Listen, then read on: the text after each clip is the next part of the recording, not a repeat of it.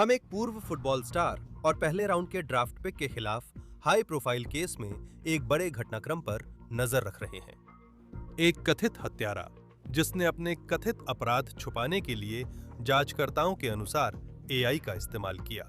And she's putting saying that that's my mom calling on you what is going on. You're bringing up what the hell happened. Grand jury ने Darren Lee को अपनी मंगेतर की हत्या के मामले में औपचारिक रूप से आरोपित किया है। बॉडी कैमरा वीडियो में दिखता है कि अधिकारी पहुंचने पर डैरन ली ने क्या किया और हम वो वीडियो दिखाएंगे। अब इस मामले में मौत की सजा अभी भी संभव है, लेकिन अभियोजकों ने अभी एक महत्वपूर्ण आरोप हटा दिया है और इससे कुछ नए सवाल उठ रहे हैं कि उनका मामला कितना मजबूत है और ये मामला आगे कहां जा सकता है। हम इस मामले पर नजर बनाए हुए हैं, जिसे लॉ एंड क्राइम द्वारा प्रस्तुत किया गया है।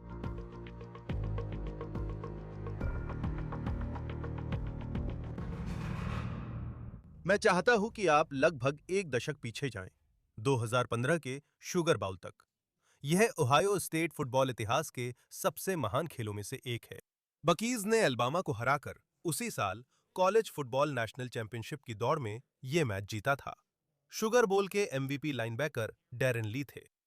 अब आप सोचिए, वह दुनिया के शिखर पर था, एक सितारा, एक फुटबॉल लेजेंड। यह डैरन ली की आर्थिक सफलता की शुरुआत थी, क्योंकि कुछ महीनों बाद न्यूयॉर्क जेट्स ने उन्हें पहले राउंड में 20वें पिक के रूप में ड्राफ्ट किया और उन्होंने एनएफएल में करोड़ों डॉलर कमाए। अब वह अपने जीवन के बाकी हिस्से को डेथ रो पर बिताने की संभावना का सामना कर रहे हैं। तो भले ही ली को 2016 में ड्राफ्ट किया गया था, उन्होंने लगभग $10 मिलियन का सौदा साइन किया। वो कुछ खास नहीं कर पाए। वो ज्यादा समय तक लीग में नहीं रहे। वो करीब 4 साल 2 अलग-अलग टीमों में रहे, 50 से ज्यादा मैच खेले और फिर लीग से बाहर हो गए। उन्होंने करियर में करोड़ों डॉलर कमाए। मैं ये बैकग्राउंड बता रहा हूं ताकि आप समझ सकें कि ली कौन है और वो किस पृष्ठभूमि से आते हैं। इस मामले का केंद्र फुटबॉल नहीं है। जब आप एक ऐसी महिला की बेरहमी से हत्या के बारे में सोचते हैं जिसके आगे पूरी जिंदगी थी, तो उस समय कौन वाकई में इसकी परवाह करता है? और ली पर उस महिला की जान लेने का आरोप है। उसका नाम गैब्रिएला परपेचुआ था। वह 29 साल की थी और उसकी मृत्यु सूचना से पता चलता है कि वह एक नर्स के रूप में काम करती थी और बहुत से लोग उसे प्यार करते थे। हम उसकी कई तस्वीरें देखते हैं जिसमें वो परिवार और दोस्तों संग है। अब उसके परिवार ने ली के खिलाफ $50 मिलियन का सिविल मुकदमा दायर किया है, जिसमें उसकी मौत के लिए हर्जाना मांगा गया है। ये मुकदमा दिखाता है कि उनके अनुसार फरवरी में जिस घर में उसकी मौत हुई, वहां क्या हुआ था। आइए उस दिन पर लौटते हैं, इससे पहले कि हम आरोप पत्र और हटाए गए आरोप की नई घटनाओं पर बात करें।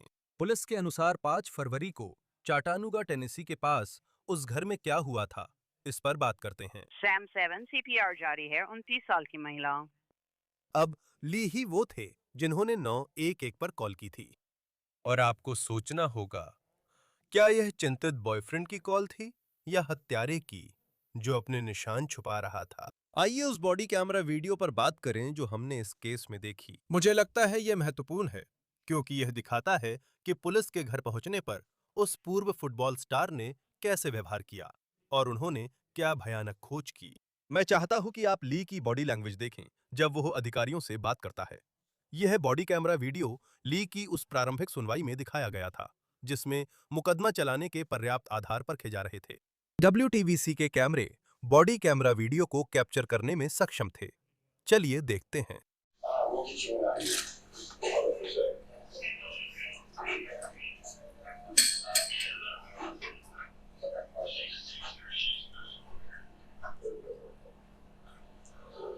Oh my God. तो ली अधिकारियों को बताता है कि उसे बिल्कुल नहीं पता क्या हुआ। उसने गैब्रिएला को सोफे पर बेहोश पाया। आप उसकी बॉडी लैंग्वेज भी देखें, लेकिन वो कुछ हद तक शांत जरूर लगता है।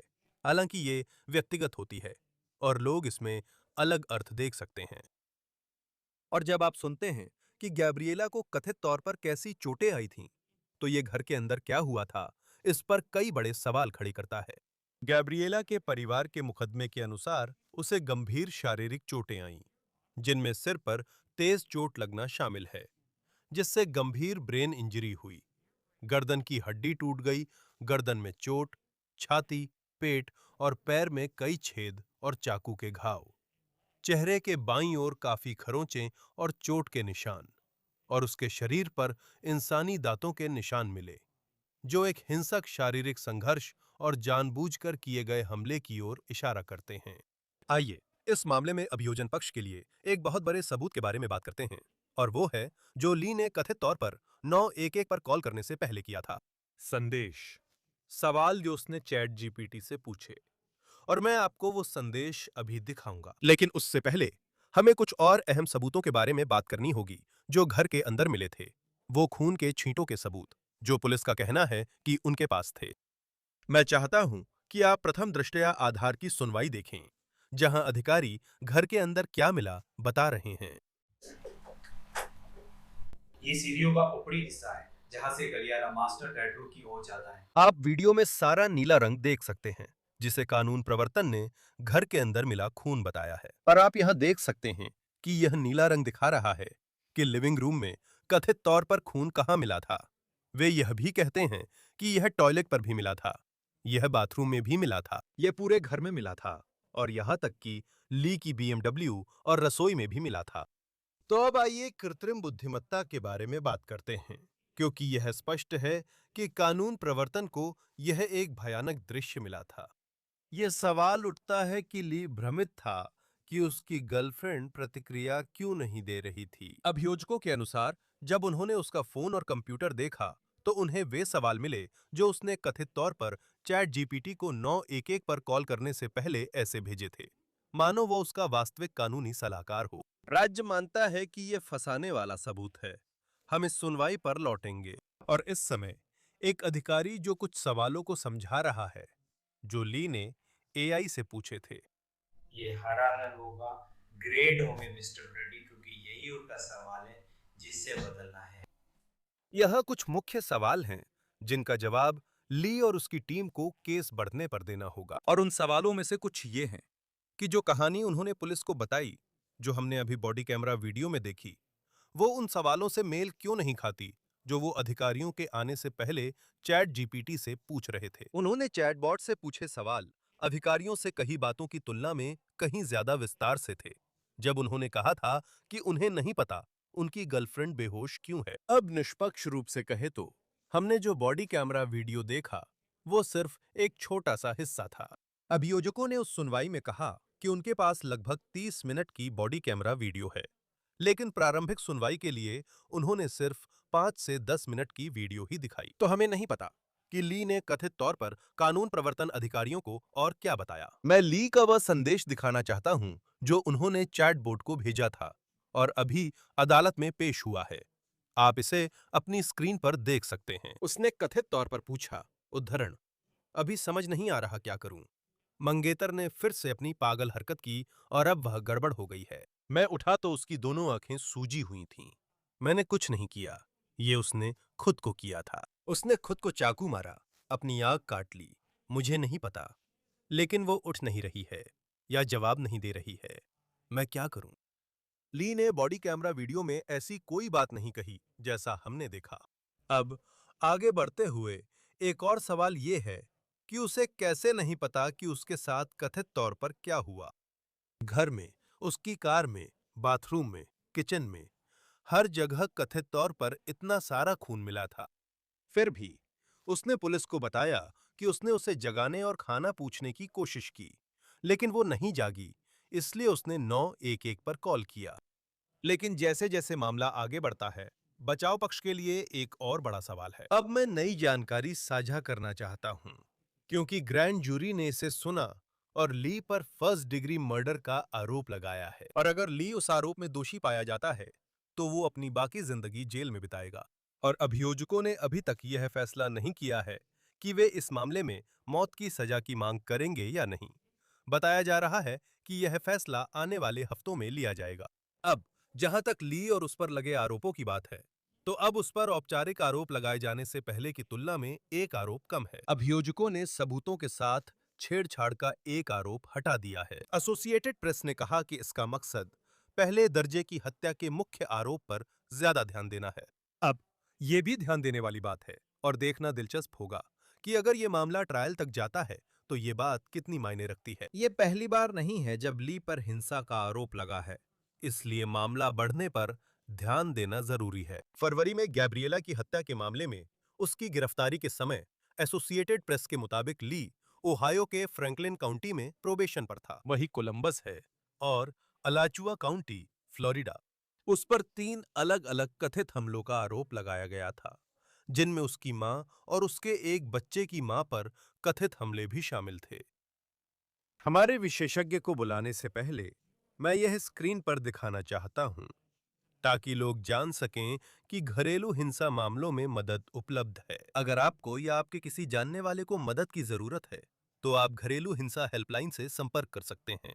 नंबर है 1-800-799 सेफ, यानी 7233। और आप 88,788 पर स्टार्ट लिखकर भी मैसेज कर सकते हैं।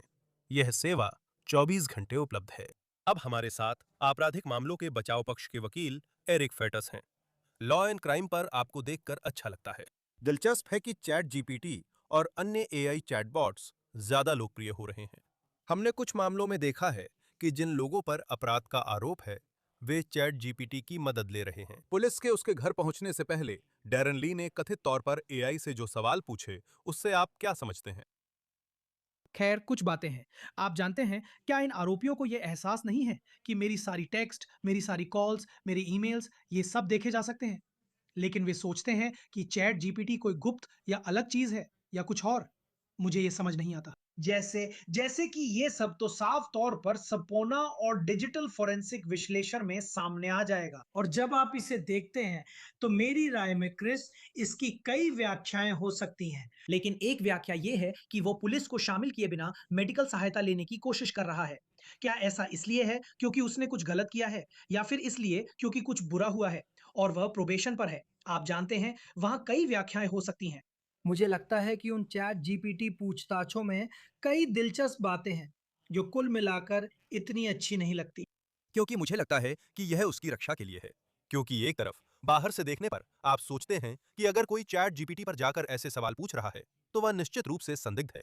लेकिन मुझे नहीं पता कि यह उसकी रक्षा में कहा जा सकता है या नहीं। वो संदेश में कहता है, मैंने कुछ नहीं किया, और साथ ही कहता है, वो फिर से पागल हरकतें कर रही है। यह स्पष्ट नहीं है कि गैब्रिएला का मानसिक स्वास्थ्य इतिहास क्या है या ऐसी कोई बात, लेकिन कम से कम अगर आप एक डिफेंस अटॉर्नी हैं, तो क्या अब आप उसी बचाव में फंस जाते हैं?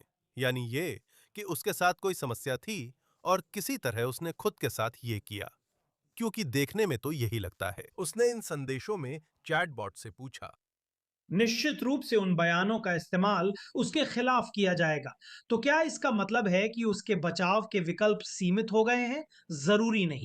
कुछ अन्य संभावित बचाव, जैसे मानसिक स्वास्थ्य से जुड़े बचाव भी हो सकते हैं। ऐसे और भी तरीके हैं जिनसे यह बताया जा सकता है कि बचाव पक्ष क्या मानता है कि क्या हुआ था। लेकिन आप जानते हैं, जब आप उस अदालत कक्ष में जाते हैं क्रिस, तो आप किसी ऐसी चीज से इनकार नहीं कर सकते जो साफ साफ कागज पर मौजूद हो, जो स्पष्ट रूप से दिखाई दे रही हो, जैसे कि वह हुआ था। और इसलिए आपको तय करना होता है, अरे इसका सही मतलब क्या है, और मैं इसे जूरी के सामने कैसे पेश करूं ताकि ये हमारी बाकी दलीलों के साथ मेल खाए। जहां तक मुकदमे से पहले चल रही कार्यवाही की बात है, अगर मामला ट्रायल फेज तक जाता है, मेरा मतलब है ये कितना मुश्किल है। अगर कानून प्रवर्तन कहे कि हमने सर्च वारंट से फोन की तलाशी ली और पाया कि उसने पुलिस के पहुंचने से ठीक पहले चैट जीपीटी पर यह सर्च किया था, डिफेंस अटॉर्नी इसे सबूत के तौर पर बाहर कैसे रखवा सकता है? तो ये थोड़ा अलग है। अगर वे सर्च वारंट प्रक्रिया से गुजरे हैं, तो इसका मतलब है कि जज पहले ही कह चुके हैं कि सरकार के पास इस डिजिटल डिवाइस की तलाशी लेकर जानकारी जब्त करने का संभावित आधार है। और इसलिए आपको देखना होगा कि क्या सरकार ने उन गतिविधियों को उस सर्च वारंट के अनुरूप किया या नहीं। कभी कभी सरकार अपनी सीमा से बहुत आगे बढ़ जाती है। सर्च वारंट में लिखा हो सकता है कि आप इन चैट जीपीटी चैट्स को देख सकते हैं, और फिर सरकार 10 साल पुराने ईमेल्स और आप जानते हैं दसियों हजार दूसरी चीजें भी ले आती हैं। मेरे साथ ऐसा हो चुका है और मैंने याचिकाएं दायर की हैं, ये कहते हुए कि सरकार ने यहां बहुत ही अनुचित व्यवहार किया है। उन्होंने इस व्यक्ति का पूरा पिछला जीवन हासिल किया, जिसमें अधिकतर चीजों का कोई संबंध नहीं है। ऐसी याचिकाएं दायर हो सकती हैं, लेकिन जज आमतौर पर कहेंगे कि पहले के जज ने कहा है कि इसके लिए पहले से ही पर्याप्त आधार है। क्या आप कह रहे हैं कि इसके लिए पर्याप्त आधार नहीं है? ये तर्क कठिन है। डैरेन ली वो व्यक्ति है जो उस समय प्रोबेशन पर था जब उसकी पूर्व प्रेमिका मृत पाई गई थी, और अब जाहिर है उसे गिरफ्तार कर लिया गया है और अब वो इस हत्या के आरोप का सामना कर रहा है। ये कितनी संभावना है कि अगर ये मामला ट्रायल तक जाता है तो जूरी यह सुन सकती है कि यह पहली बार नहीं है जब उसने किसी के साथ हिंसा की है। मैंने एसोसिएटेड प्रेस में पढ़ा कि उस पर अपने बच्चे की मां और अपनी मां पर हमला करने का आरोप है, जिन मामलों में वो प्रोबेशन पर है। डिफेंस के लिए ये कितनी बड़ी समस्या है। ये कई मायनों में एक समस्या है, क्योंकि जब आप उन चैट जीपीटी सवालों को देखते हैं तो उनमें से एक कुछ ऐसा है जैसे कि मैं बिना पुलिस को बुलाए मेडिकल सहायता कैसे प्राप्त कर सकता हूं।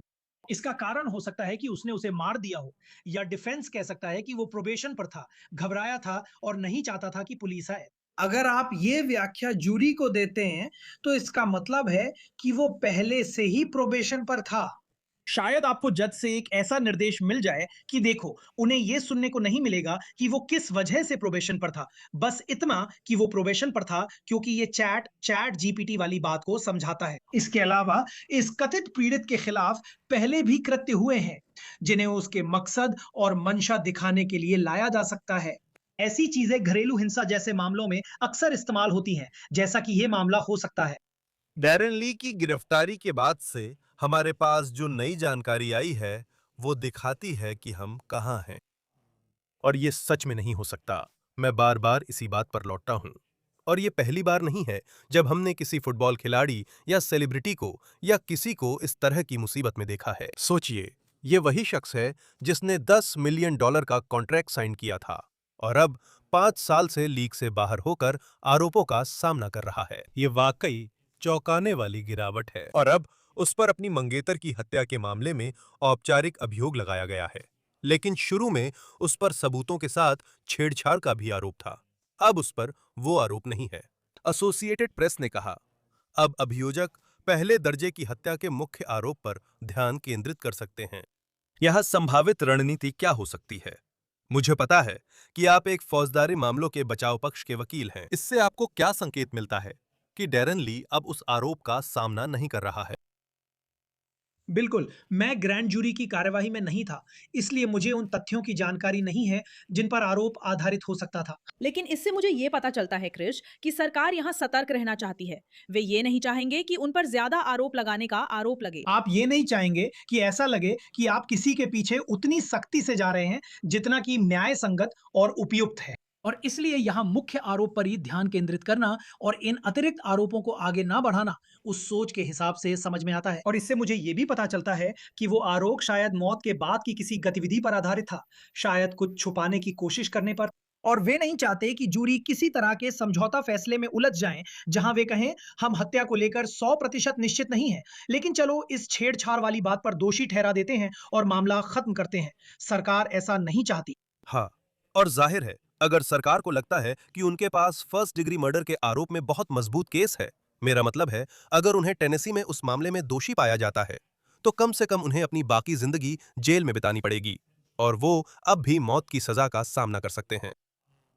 जब बात फुटबॉल की भी आती है, और इस कहानी में बहुत कुछ है, भले ही मैंने उसके फुटबॉल के अतीत का जिक्र किया, वो फर्स्ट राउंड ड्राफ्ट पिक था, लेकिन आखिरकार इस महिला ने अपनी जान गंवा दी। तो किससे फर्क पड़ता है कि उसने एनएफएल में खेला या कुछ और किया? लेकिन हम सुनते हैं कि जब भी किसी पूर्व फुटबॉल खिलाड़ी का मामला आता है, सीटीई का जिक्र हर बार होता है, चाहे वो सच हो या नहीं। आप जानते हैं, आप जूनियर सियाऊ जैसे खिलाड़ियों को याद करते हैं जो अब इस दुनिया में नहीं हैं, और आप जानते हैं उन पर वो आरोप नहीं लगे थे जो डैरेन ली पर लगे हैं, लेकिन लोग सीटीई को एक ऐसी चीज मानते हैं जिसने उनकी जिंदगी पर बाद में गहरा असर डाला। डैरेन ली लाइनबैकर थे, हर एक प्ले पर वह कार दुर्घटना जैसा होता है। ये कितना प्रभावी है, और ये जानते हुए कि मैं भी, आप जानते हैं, ये थोड़ा लंबा सवाल है, लेकिन सीटीई ऐसी चीज है जिसके बारे में हमें तब तक पता नहीं चलता जब तक कोई व्यक्ति मर नहीं जाता और उसका दिमाग जांचा नहीं जाता। ऐसे मामलों में जहां फुटबॉल खिलाड़ी शामिल हों, आपने सीटीई के तर्क कैसे देखे हैं? अगर डिफेंस इसे उठाए तो क्या यह प्रभावी हो सकता है? कृष, ये एक बहुत ही नया घटनाक्रम है और कानूनी व्यवस्था के लिए भी बहुत नया है। ये मेडिकल साइंस के लिए भी काफी नया है, लेकिन कानूनी व्यवस्था ने अभी तक बहुत ज्यादा नहीं जूझा है। और आप जानते हैं, मेरी चिंता ये है कि ये असली है और इसने कुछ लोगों को ऐसे तरीके से व्यवहार करने के लिए मजबूर किया है जिसमें वे आमतौर पर नहीं करते, या माफ कीजिए, ऐसे तरीके से जिसमें वे खुद को नियंत्रित नहीं कर पाए। और ये दूसरी तरफ कानूनी बचाव का आधार हो सकता है। आप जानते हैं, मुझे लगता है कि ऐसे लोग हैं जो इस और इसी तरह की इंडस्ट्रीज में हैं, जिन्होंने खेल खेले हैं और ऐसा किया है, और वे शायद इसे एक बहाने के तौर पर इस्तेमाल करने की कोशिश कर सकते हैं। और इसलिए अदालतों को वाकई में इससे जूझना पड़ेगा कि हम कैसे तय करें कि यह स्वीकार्य है या नहीं, किन परिस्थितियों में, कौन-कौन से चिकित्सीय निष्कर्ष मौजूद होने चाहिए। कोई आरोपी ये कहे कि वो एनएफएल में था, इसलिए उसके पास सीटीई होगी और वो खुद को कंट्रोल नहीं कर पाया, तो उसे छोड़ देना चाहिए। मुझे नहीं लगता हम ऐसा कर सकते हैं। हाँ, और आप ये भी सोचते हैं जैसे अगर आप उस मुकाम पर पहुंचते हैं जहां सीटीई को लाया जाता है, तो क्या वो आप जानते हैं हत्या का दोषी ठहराए जाने से पहले अगर यहां ऐसा होता है और हमें अभी लंबा रास्ता तय करना है, तो अगर आप सीटीई का इस्तेमाल करते हैं तो मैं सोचूंगा तर्क के तौर पर क्या जिरी किसी को ऐसे देखती है जैसे ये एक ऐसा आदमी है जिसमें हिंसक होने की प्रवृत्ति है क्योंकि वो एक फुटबॉल खिलाड़ी है। जब आपके पास ऐसा कोई क्लाइंट होता है जैसे इस केस में जहां उस पर हत्या का आरोप है, तो जो फुटबॉल खिलाड़ी दिमाग में आता है वो है एरन हर्नांडेज, जिस पर कई हत्याओं का आरोप लगा था और जिसे दोषी पाया गया था, कम से कम एक का दोषी। मुझे लगता है कि डबल मर्डर वाला मामला था जिसमें बाद में अपील की गई थी इससे पहले कि उसकी मौत हो गई। लेकिन मुझे लगता है कि एक डिफेंस अटॉर्नी के तौर पर आप चाहेंगे कि डैरन ली जूरी के सामने कैसे पेश हों, ये जानते हुए कि आपको ऐसे लोगों से निपटना पड़ सकता है जो उसे देखकर कहें कि ये आदमी एक हिंसक फुटबॉल खिलाड़ी है जो पहले से ही कई हमलों के लिए प्रोबेशन पर है। अगर आप डिफेंस में हैं तो जूरी को कैसे अपने पक्ष में करेंगे जबकि अभियोजन उसकी मंगेतर की अच्छी छवि पेश करेगा? आप डैरन ली को जूरी के सामने नकारात्मक छवि से कैसे बचाएंगे? बिल्कुल, मेरा मतलब है, हर किसी को संघर्ष करना पड़ता है, हर किसी की अपनी समस्याएँ होती हैं। ये अमीर और मशहूर लोगों पर भी लागू होता है और सड़क के किनारे खड़े आम आदमी पर भी। और यही बात एक आम जूरी सदस्य के साथ जोड़ सकती है। देखिए, उसका करियर खत्म हो चुका था और जैसा आपने कहा, ये एक तरह से बहुत कड़वी सच्चाई हो सकती है, एक तरह का पतन उस मायने में। जब किसी की किस्मत खराब हो, वो मुश्किलों से जूझ रहा हो और फिर ये त्रासदी हो जाए, अगर वो दावा करता है कि उसने ये नहीं किया, आप जानते हैं, उसे इस तरह भी पेश किया जा सकता है कि वह सिर्फ विशेषाधिकारों का आदी, सफल पेशेवर फुटबॉल खिलाड़ी नहीं है, जिसका एक अतीत है, जिसके बारे में जूरी शायद सब कुछ ना सुने। लेकिन वो भी एक आम इंसान है जो प्रोफेशनल करियर के बाद की जिंदगी से सच में जूझ रहा है। आम, आम, लीग्स के बाद इसके लिए कोई तय तरीका नहीं है। इसलिए मुझे लगता है कि आपको उन्हें इंसान की तरह दिखाना चाहिए और जूरी को असल कहानी के प्रति संवेदनशील बनाना चाहिए। हाँ, और मुझे नहीं पता कि उसकी आर्थिक स्थिति क्या है। आप जानते हैं, उसने जेट्स के साथ ये डील साइन की थी जब उसे पहले राउंड में ड्राफ्ट किया गया था। मेरा ख्याल है 20वें नंबर पर, और उसे $10 मिलियन की डील मिली थी। डील, आप जानते हैं, उसने 2020 के बाद नहीं खेला और लीग में भटकने के बाद बाहर हो गया। तो सवाल है, पिछले 5 सालों से वो क्या कर रहा है? वो किसी आलीशान हवेली में नहीं था, जबकि आप सोच सकते हैं कि जिसकी करियर कमाई $10 मिलियन हो, वो वहां रहता होगा। उसके परिवार गैब्रिएला परपेचुओ ने $50 मिलियन का गलत मौत के लिए हर्जाने का मुकदमा दायर किया है। 50 मिलियन बहुत बड़ी रकम है। ऐसे मामले में सिविल पक्ष में आप इसकी गणना कैसे करते हैं? बिल्कुल, कोई भी रकम किसी को लौटा नहीं सकती, लेकिन जब यह रकम एनएफएल करियर की कमाई से 5 गुना ज्यादा है, तो वकील 50 मिलियन की यह रकम कैसे तय करते हैं? जी सर, मेरा मतलब है, आप उस नुकसान की गंभीरता को देखते हैं और वो नुकसान नए वादी यानी पीड़ित के परिवार के लिए है। क्या आप जानते हैं, उस व्यक्ति का परिवार, समुदाय और दुनिया के लिए क्या महत्व था? क्या वे परिवार के लिए आमदनी ला रहे थे? आप ऐसे आर्थिक पहलुओं को देखते हैं और वास्तव में एक जीवन की गंभीर क्षति को भी। यह निश्चित रूप से 7 अंकों का नुकसान है।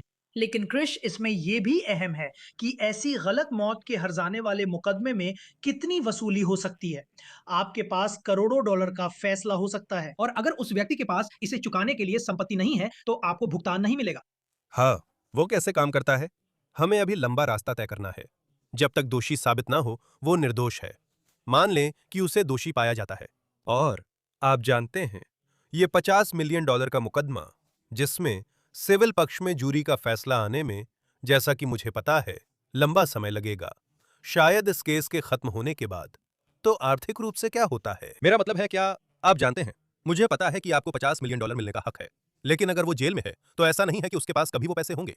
वैसे भी उसके पास कभी वो पैसे थे भी नहीं, इतनी बड़ी रकम। आप जानते हैं सिविल पक्ष में डैरेन ली वकील की फीस कैसे देगा? सही है। आमतौर पर बीमा पॉलिसी लागू होने पर कंपनी वकील नियुक्त करती है, पर मुझे इस हालात में ऐसा नहीं लग रहा। तो एक वकील को भुगतान करना, आप जानते हैं, दसियों हजार शायद लाखों डॉलर, और फिर आपके खिलाफ अंत में 7 या 8 अंकों के हर्जाने का फैसला लग सकता है। ऐसा होता है कि प्रतिवादी दिवालिया घोषित हो जाता है और उस पर अलग अलग दावों की प्राथमिकता तय होती है। आप जानते हैं, जिन अन्य लोगों से उसकी देनदारियां हैं, वे अपने दावे पेश करेंगे और फिर दिवालियापन मामलों का जज कहेगा, देखो, यहाँ $50,000 की संपत्ति है, हम इन्हें जितना हो सके उतना समान और न्याय संगत रूप से बांटने जा रहे हैं। और वे लोग बस यूं ही खाली हाथ रह जाते हैं, अपने प्रियजन की अपूरणीय क्षति के साथ, और दिखाने के लिए कोई असली मुआवजा भी नहीं मिलता। हाँ, और सोचिए, उन्हें पहले भी कई बार कानूनी समस्याओं और हमले के मामलों का सामना करना पड़ा है। हत्या के आरोप में कानूनी बचाव महंगा है।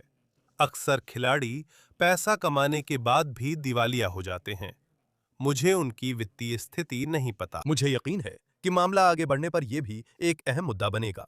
एरिक फेटिस, आपराधिक मामलों के बचाव पक्ष के वकील, डेनवर, कोलोराडो से mile high law and crime पर समय देने के लिए धन्यवाद। आपके साथ होना बहुत अच्छा लगा। ये था ऑन द केस, जिसे लॉ एंड क्राइम प्रस्तुत करता है।